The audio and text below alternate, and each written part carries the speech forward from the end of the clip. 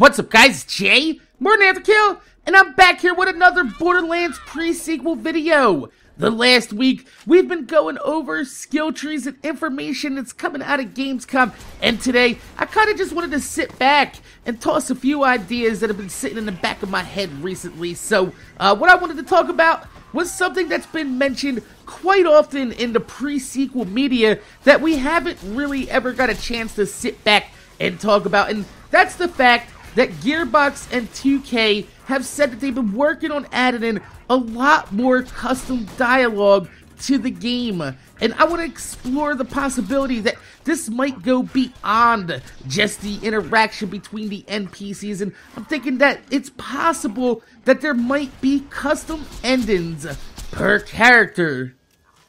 What?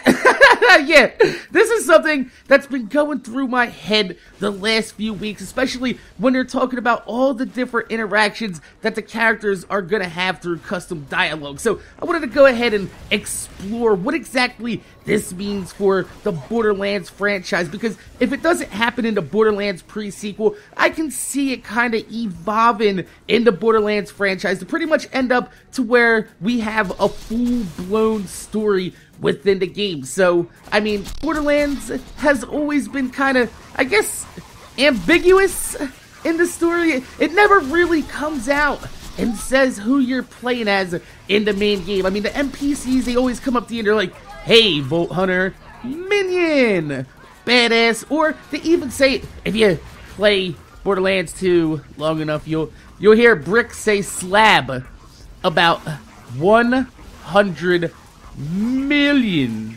times. He's just like, hey, slab, come over here, slab.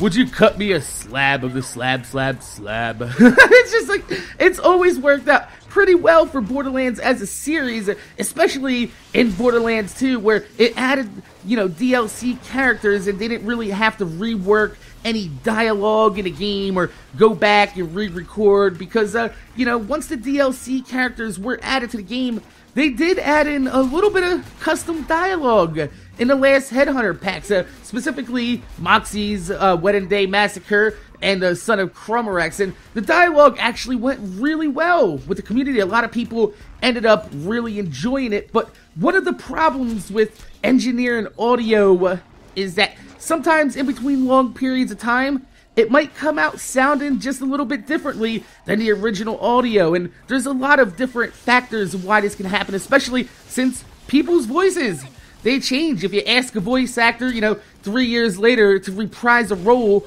it's possible that their voice might have changed just a little bit, and we see this with Zero, most specifically in the Moxie Wedding Day Massacre Headhunter pack. He comes out sounding a little bit differently and ended up becoming like Keanu Reeves. That's where the whole whoa joke comes from, because in the Moxie Headhunter pack, Zero's voice sounds really different. He's like, hey, I sound like Keanu Reeves. Whoa.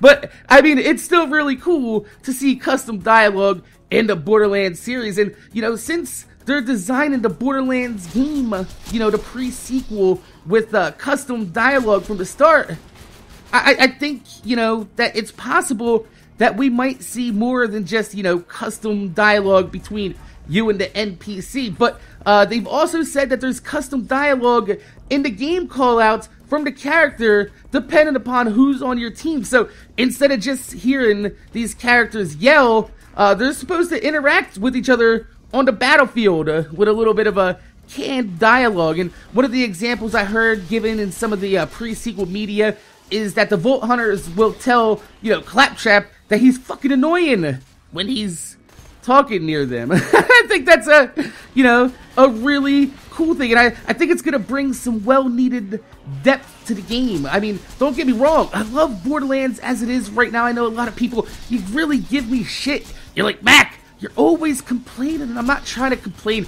I'm just giving, you know, my constructive criticism on the fact, because I want to see the Borderlands franchise be as awesome as it can be. And right now, it's pretty awesome, but I know it could be just a little bit more awesome.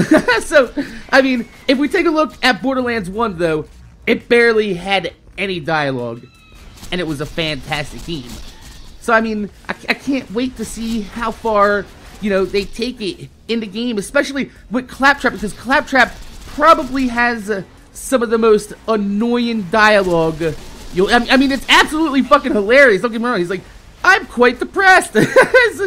I love his dialogue, but, I mean, Claptrap is written to be purposely annoying. Everyone abuses Claptrap immensely in the Borderlands franchise, and, you know, I think that's just fine. But, I mean, that's exactly how they're, you know, shaping up the Borderlands franchise to be with the custom dialogue. And I think if you take a look at how Borderlands 2 starts out, and we look at all the different characters that are actually playable characters in the Borderlands pre-sequel, I mean, let's look at where they end up in Borderlands 2. Claptrap ends up in a trash pile. Athena is nowhere to be seen or mentioned. Nisha, she ends up getting to run Lynchwood all by herself, which, I mean, you've seen Lynchwood. It's not very cracked up to be anything special. But we all know that for Borderlands 2, that their stories don't really end too well. And, you know, most famously of all, Wilhelm has dialogue that was hidden inside of Borderlands 2. It's not actually in the game, but we've played it before. I think I have it somewhere on my hard drive. If I can find it, I will play it for you guys. If not, you know, you guys can pretty much search it. But Wilhelm ends up being poisoned by Jack in Borderlands 2 when he goes for his full cybernetic treatments, which is why it's supposedly so easy to kill Wilhelm in Borderlands 2. So we have a theme here. Not only do we have a theme of, you know, the custom dialogue inside of the game and the interaction between the NPCs through the echo logs and, you know, actually having the characters for the first time being addressed and addressed differently throughout the story. And then we also look at the handful of characters we have, including the good guy of the story, quote-unquote, Handsome Jack. Things don't really end up too well for any of these motherfuckers, do they? So, I mean, if things don't really end up well for anybody here, we got custom dialogue. Would it be possible for each character to have their own separate endings? I mean, it really does make sense if you think about it. I mean, even if you're playing a 4-player type of deal, I mean, it would just play the ending for your character, or they could possibly somehow intertwine all the endings into one holy shit type of deal. I think it's possible that each characters are gonna end on a down note. It's not looking like anybody is gonna have like too much of a future past the pre-sequel. I mean, kind of like how the Empire Strikes Back in you know, the Star Wars trilogy. That really doesn't end up being a good ending for anybody at all. Like, even the Empire is just totally ambiguous, especially with Luke Skywalker losing his old right-hand man. He lost his fapper. You can't lose the fapper. But anyway, I'm just saying, I think it's wholly possible that since this takes place between Borderlands 1 and Borderlands 2, it's not like they're gonna end it on a cliffhanger for a sequel like they did with Borderlands 2 or the ending of Tiny Tina's DLC, where they're like, hey guys, do you want to blow up a moon base? Whoa! They really, yeah. I don't think we're gonna get to blow up a moon base in a pre-sequel because the fucking moon base is in the air in Borderlands 2 the entire game. So, and it's functional. It sends shit down. There's no real way they could leave the game on a cliffhanger.